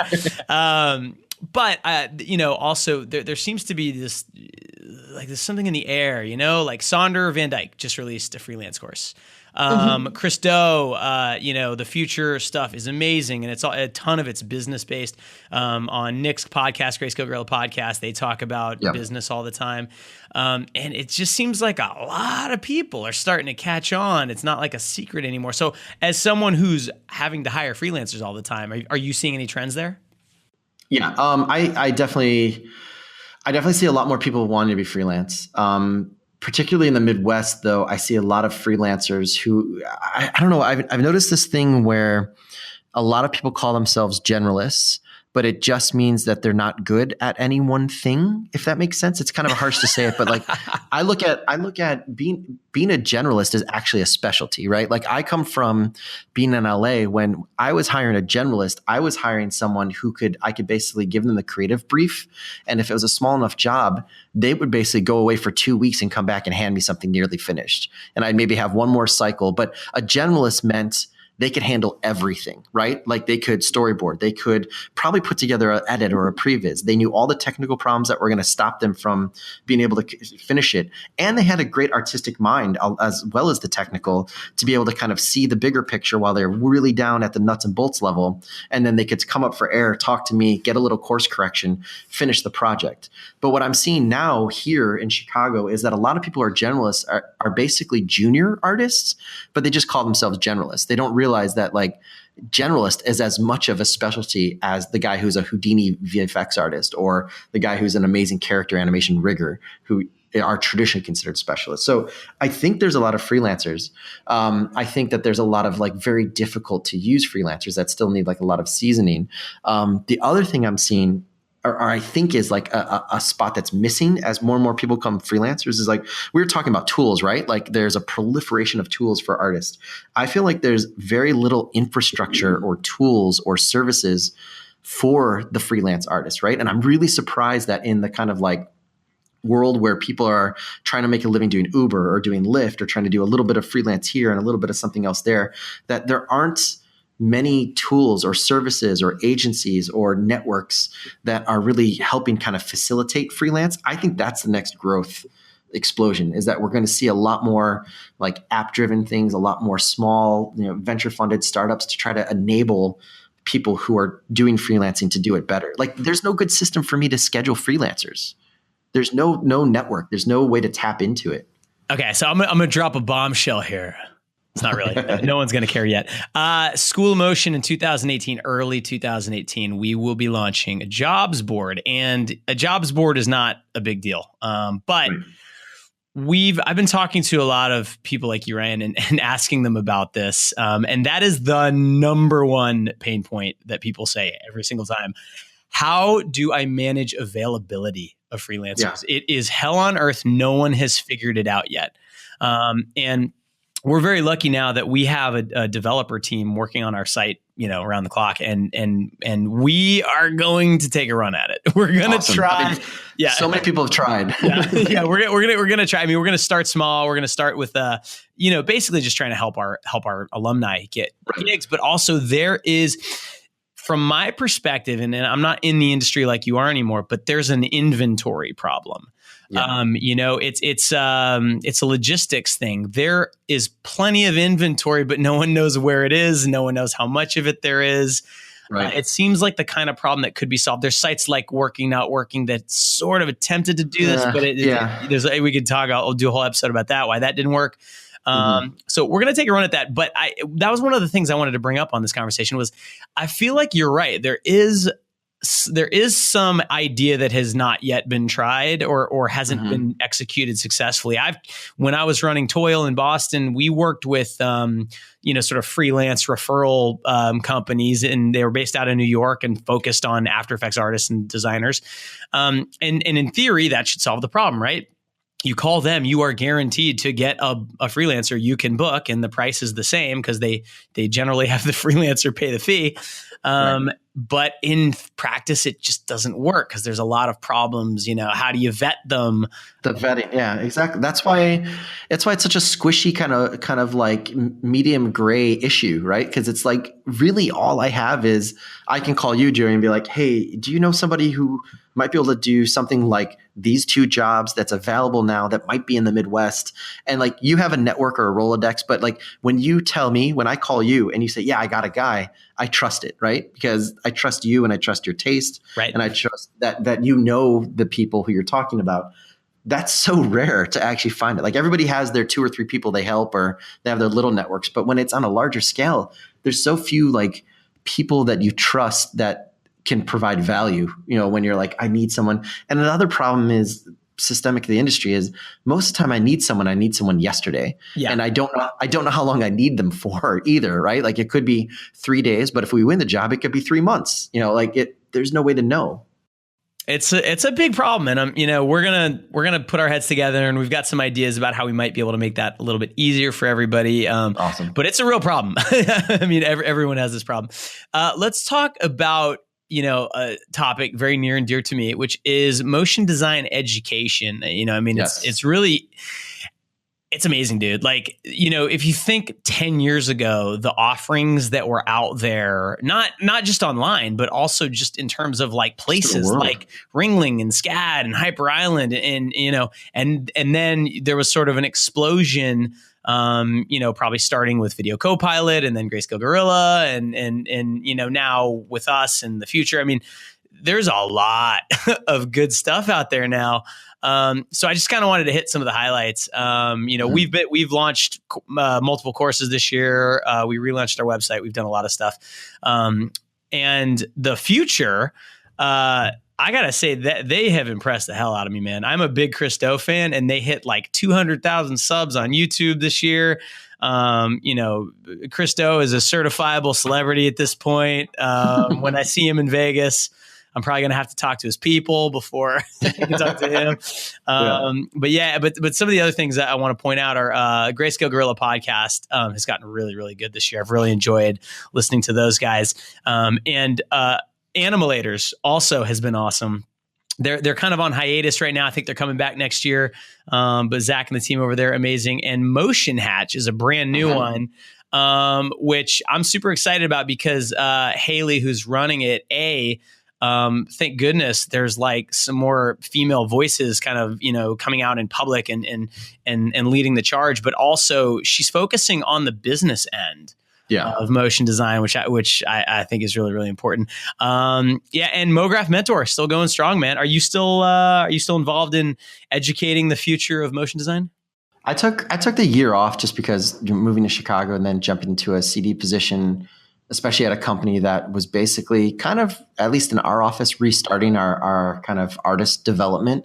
I kind of took the effort that I would have been doing at MoGraph Mentor and kind of put it into here. But I'm probably going to try to find some time next year to do a semester or two.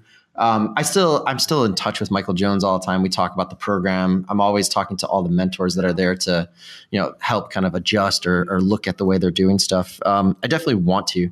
I actually looked into teaching in brick and mortar schools back in Chicago. I went to some of the old schools I used to teach at.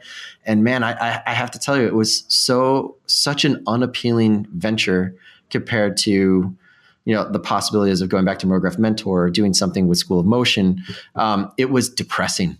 Like looking at the state of the programs, looking even at the student body, at the work that they're putting out, the kind of like lack of awareness of the greater motion graphics community and the resources.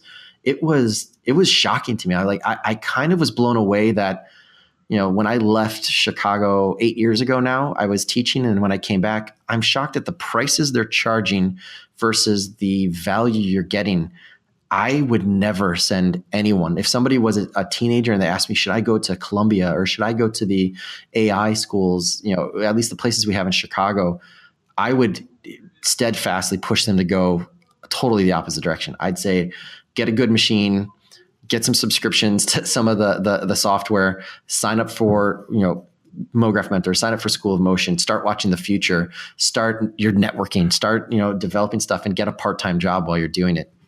Because I just don't see how $60,000 to $80,000, unless you're going to like Art Center or you're going to Hyper Island. Like if you're going to one of the top 3 or 4 schools, it's still a roll of the dice in terms of risk versus reward. But man, if you're not going to one of the top 10 percent schools, there's so much more available and so much more networking that you can do at a much wider scale just online and getting out there. I can't wait to see this. I've talked a lot about that, exactly what you just said. And we don't have to like beat the dead horse here, but I think, I don't know, in the next 5 years, I think you're going to see a shift in the way people think about learning in general, especially in the United States, where, if you live in, is it Switzerland or Sweden where Hyper Island is? If you live there, Sweden, right? Yeah. So if you're in Sweden, if you're a Swedish citizen, I believe Hyper Island doesn't cost you anything because your taxes pay for it, right? So totally different calculus there. If you live in a country where you can go to art school for, 4 years and come out and owe 10 grand, totally different calculus. If you live in the United States and it's going to cost you $200,000 for that education, you could start a studio for $200,000 and pay people to teach you, right? Like for 200 grand, you could literally be like, I'm going to start a little company that makes explainer videos and hire 3 dudes to be full time here, whatever, to freelance with me and learn while I'm making product. Like $200,000 is insane. You could rent a sweet apartment on the beach and hire Ryan Summers full time for a year to come teach you. Sign me up. I would do it in a heartbeat. Yeah.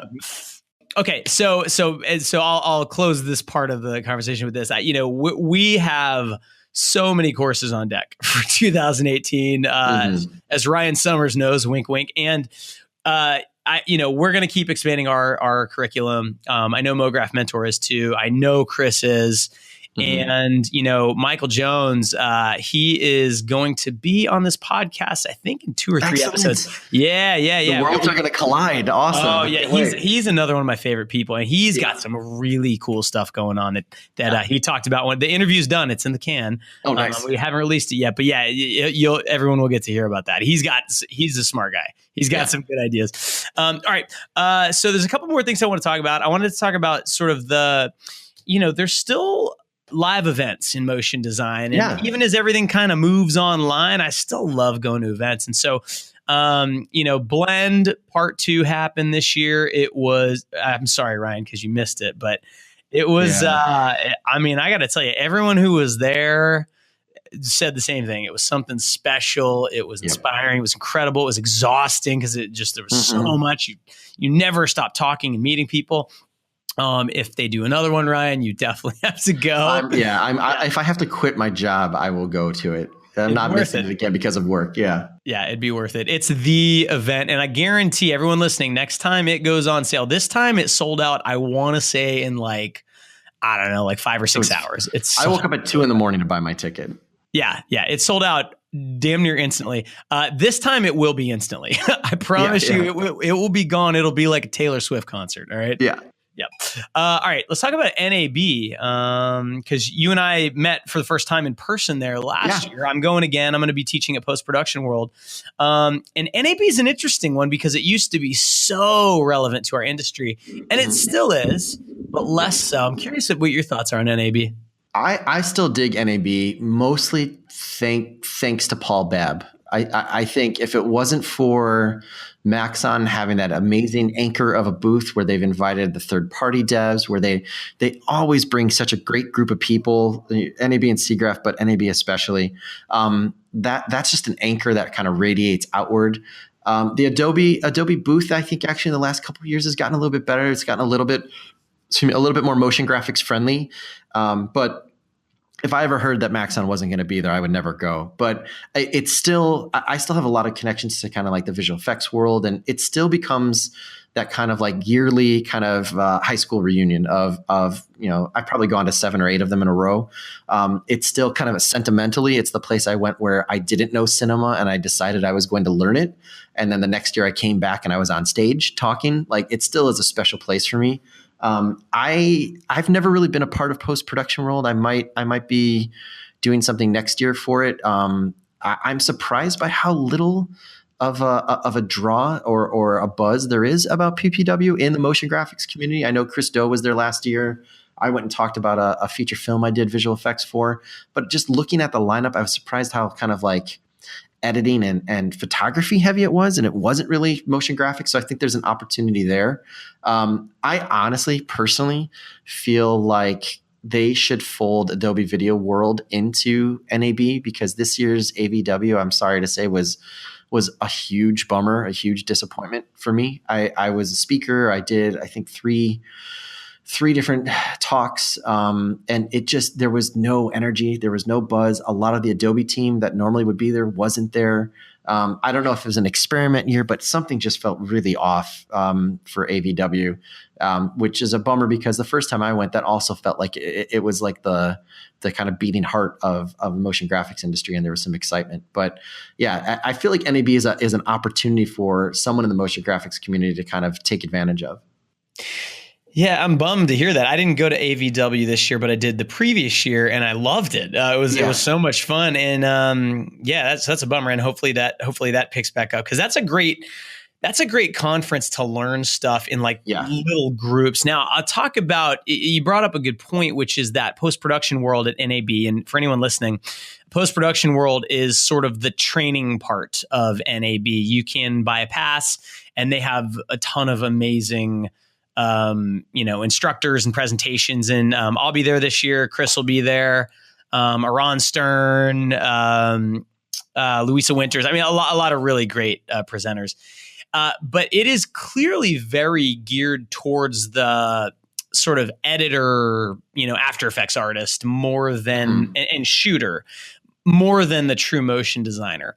And this actually brings up something about NAB that I think is really important. And you brought up Paul Babb, the Maxon booth. It goes without saying that is the place to hang out at NAB. God, yeah.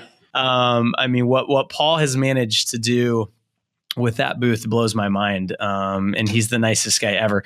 But NAB really shoves it in your face, and it hits home in a big, big way how huge this industry is, and how tiny a piece of it motion design is. Yeah. And I think that's important for people to grasp, because it speaks to a lot of the, we kind of talked earlier in this conversation, Ryan, about, things we wish that Adobe would do this and that. Yep. I think it's always good to have some perspective. The Maxon booth is the center of the universe as far as motion design goes at NAB. And it is like a tiny blip in a sea of $5 million booths from companies you've never heard of. I mean, there are editing systems there being demoed that I've never heard of that edit in 8K, and they cost $1 million. And there's a long line of dudes wearing suits to buy them. Yeah. And you see that and you're like, oh, well, that's why. But I like Cinema 4D, and you look over and it's like, okay, there's like a couple hundred people hanging around there, but it's just such a small piece. And I think that just witnessing that, bearing witness to it, is kind of a rite of passage for anyone in this industry, Yeah. Like every time I'm like, why isn't Adobe redone the curve editor? It's so old. Like, couldn't you just make it like Cinema? And then I count how many people are selling color control surfaces for edit suites. Like, it's like there's probably 10 times as many people looking at little trackballs for doing color correction than there are that even know what After Effects is at NAB. And it's definitely a stark reminder that like the people at Adobe have to find a way to balance that, no matter how loud we might be or how much we might be bitter old people complaining about things. Like our voice is a very small drop in the water compared to, if you really realize, After Effects in a lot of ways is basically an add-on plugin for Premiere. Yeah, I mean, I don't think Adobe would pitch it quite that way, but in terms of like the market share and just the size of our audience versus the global post-production audience, I mean, it's like a drop in a giant swimming pool. Yeah. Anyway, so I'll leave that section by saying this: go to events, even though it may seem like a weird anachronism or something to go to a live thing now. It's just so much fun. It's like you said, it's almost like going to summer camp and having a reunion. And there's always neat little events there. There's the Media Motion Ball. We had a Super Meet's cool. The MoCart. Yeah, the Super Meet is crazy. It's like going to a Tony Robbins, Date with Destiny or something. Yeah. Just with geeks and editors. And there was a ton of School of Emotion alumni there last year. We had a big meetup with the Grayscale Gorilla team, and there's a reason to go. So if you can swing it, get your butt to Vegas. I want to end this episode by talking about just a few other things that happened this year that were kind of noteworthy, little trends. I want to give a shout out to Beeple, because he hit 10 years of Everydays this year. That's insane. Yeah. Which, we kind of were down on the Everydays thing a little bit earlier in this conversation, but Beeple is sort of the reason that they're so popular. And he's also doing them for himself, like he puts them out publicly, and it's been good for him, but it's such a high level. It's ridiculous. And the fact that fact that the guy shares a lot of his stuff. Like I remember when was it people that did like ordinary machines, and he just like, here's all the files. You guys just mess with them. And I've seen that stuff. I've seen that stuff show up in so many YouTube videos where people have adjusted it, and it's just like, yeah, like what a one of a kind dude. Like there's no one else like him. Yeah, and he was at the Maxon booth last year, everybody. So if you want to get a Beeple sighting, that's the place to go. Yeah. All right, so one trend that we definitely saw this year was a lot of people bailing from Macs and switching to PCs because you just get more bang for your buck on a PC, frankly. Mm-hmm. But now Apple has released the iMac Pro, and they've said that they're working on a new Mac Pro to come out in 2018. How do you feel about the Mac versus PC thing? I have no skin in the game in terms of like emotional connection. Like I've been a PC person just because that's what I was introduced to.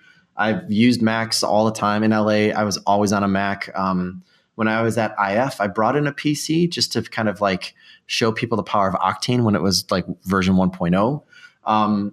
I think if what Apple is doing or should be scheduled to do in 2018 was happening in 2017, I think they would have stemmed the tide dramatically. I think if this modular Mac Pro would have come out in February 2017, a lot of people were kind of on the fence and not really sure. Even if it didn't ship with an NVIDIA option at launch, they would have seen like, oh, here's a thing that I can kind of, treat like my cheese grater. It's going to last for 5 or 6 years before I have to upgrade. But when I do have to upgrade, I can get another 2 or 3 years out of it. And it's going to be elegant. It'll be powerful. It'll be trustworthy. It'll have the OS that I for whatever reason, love and can't leave. But I think that like the fact that it's taken this long and that so many people have seen the possibilities of, oh, I can build a PC for a couple grand and be way more powerful. And if something breaks, I can upgrade with the next newest thing. And then there's other people like Chad who built like, a pretty beefy rig that they're going to work with for the next 4 or 5 years. And at any time, they're just going to take their GPUs out and just slot them back in. The whole NVIDIA thing, I think as people are jumping on GPU, as we start seeing even After Effects really relying on GPU, I think that's a really hard tide to turn. I know that there's eGPU support coming in the newest version of the Mac OS, but there's still that ATI versus NVIDIA situation. My bigger problem is as a professional, I don't trust Apple at all to have the best interest of professional artists in mind. And there's been so much history of what they did with their servers, what they did with Final Cut, what they did with Lodi, what they've done with so many, even like Shake and Motion. There's these huge initiatives like we're going to destroy the visual effects industry and take it over, or we're going to destroy After Effects with Motion. And then it just literally disappears with no fanfare a couple years later. Like I'm frightened if I had to start a studio in investing in a company that doesn't value me and doesn't have any transparency into what their future plans are. That's interesting. See, I'm a dyed-in-the-wool Apple fanboy. I can't imagine. Like, I feel like if I had to buy a computer right now, I probably would just get a PC because, if I'm going to spend $5,000 on an iMac Pro, I can get a pretty beefy PC for that too. Yeah. But I don't know. I think that there's a lot of people like me with this sort of sunk cost mentality about Apple. Like, I really do love working on Apple computers. Like I get them, and I understand them at a really high level now because that's all I've used. And to switch to a PC, we have an article on our site explaining how to switch to a PC, but it still scares me. Yeah. Like the thought of it, and it's kind of irrational, and I understand that. But I think there's enough people like me out there to prop up the pro design community as far as Apple's concerned. And frankly, the amount of money that they make selling iMac Pros is probably a rounding error compared to what they make selling iPads and iPhones. So I think that it kind of rings a little bit like, the way that I imagine Adobe has to look at things, where here's this very vocal, user group that uses this app and they keep saying, we want this, we want this, we want this. The other 95% of our customers don't need that. And Apple, 95% of their customers are probably way higher, are using their phones. Yep. And aren't doing After Effects and stuff like that. So, you know what? I don't think 2018 is going to solve the Apple versus PC dilemma. I think it's going to continue forever, but it'll be interesting to see if there's parity eventually with at least capability in terms of GPUs and stuff like that. Yeah, I think let's just see what happens with the modular. The thing is, the people who will never leave Apple, there's nothing that can happen on the Windows side that would get them to leave Apple. And I think that the people in charge of the Pro side of Apple's efforts know that, and I feel like they've probably leveraged that sentiment for as long as they possibly could. And I think they went out of their way to say that they made a mistake with the trash can Mac Pro. So I think let's see what happens with the modular one. I think there's people who their confidence and comfort with the OS trumps the fact that they're going to spend $2,000 to $3,000 more than an equally powerful PC, and they're fine with that. And I don't think that's, like you said, there's people who that's never going to change. I think 2018 could be a really great year for those people, because I think the modular Mac Pro is going to be basically the new cheese grater for the next 10 years. And it's going to be what everybody wanted. No one wanted that trash can. And I think they've admitted it. And I think they'll make something really awesome. It's just going to be a case of how many. I've seen people who I never thought would try a PC, try it, and then go and build their own machine. So it's definitely, it's more fluid than I thought it would be. But I also think there's people who just, they'll get what they need this year, and that'll be good for them. Yeah, well, we'll see. Next year might be the year that Joey has a PC. We'll find out. We'll find out. All right, cool. A couple other things. I wrote a guest post for Motionographer earlier this year called "Too Old for MoGraph," and it was sort of about the idea that we're in a young industry and there's not a lot of models around us for what does a 48-year-old After Effects artist look like, and what do they do, and what's their life like, and all that kind of stuff, right? How little hair do they have? Yeah, right. I think that article, at least, from my perspective, it, and there was a post about it on Mixed Parts. It brought up a lot of people feeling the same way. And then, thank goodness, a lot of older artists kind of coming out of the woodwork. Well, actually, I'm in my 50s and I'm still freelancing. And hey, I just turned 45 and, I only work like 30 hours a week and tuck my kids in. I mean, and so it made it very clear to me that the industry is maturing. This, very clearly now can be a lifelong career, and there's like so many more options popping up with how you can do it too. Yeah. So for me personally, I feel super comfortable saying that motion design this was a big year of maturing for motion design. It doesn't feel the way it did at all in 2003, 2004, where it was like the Wild West. Right. It kind of feels legit now to me. Yeah, no, I agree. I think like it's kind of good that we're almost ending on this, because I think this is like a summation of a lot of the stuff we've been talking about, that there's the disintermediation from having to be in the most expensive places in the world to do the work. There's the tools that allow you to have the freedom either to live where you want, to work where you want, or to find a way to diversify yourself. Like you could be a freelancer who has 2 junior level people that are helping you do work to kind of increase your kind of like work-life balance. I think Chad in your article actually said something that I think is a pressure a lot of us are feeling as we get older, that there needs to be a decoupling of how much you make and how far you get away from doing art. I think that there's been this kind of a career trajectory where just as soon as you get really good at what you do, you have to stop doing it if you want to keep the amount of money you're making increasing. There's a lot of, I'm firsthand at this, there's a lot of people who are not built or meant to be creative directors or art directors in those positions because they have to be, because to keep making more money, to have a family, to have a home, they have to increase their wages, increase their salaries, increase their rates. But the only way to do that is to basically stop being an artist and become a manager. I think that we will see more and more people finding other options, whether it's starting a small company, start doing training, start making product.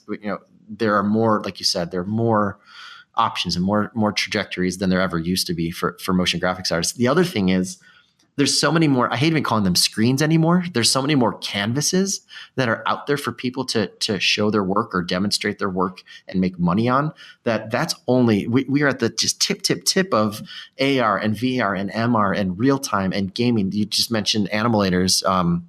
Those guys just took some time out and made a game, shipped a game, there's so much that our skill sets and our ability to tell story and our ability to create beautiful design that creates emotion, that takes people's emotion and actually makes them go do something, that is really what we do. And that skill and that ability is going to be needed by so many more companies, by so many more people, I think there's definitely, it's not just to come in, sit down at 9 o'clock and go home at 8 o'clock, just cranking out After Effects animations anymore. There's a lot more options for people. That was really beautifully put, man. And I think that, this has been an awesome year for motion design. I think next year is going to be an even better one.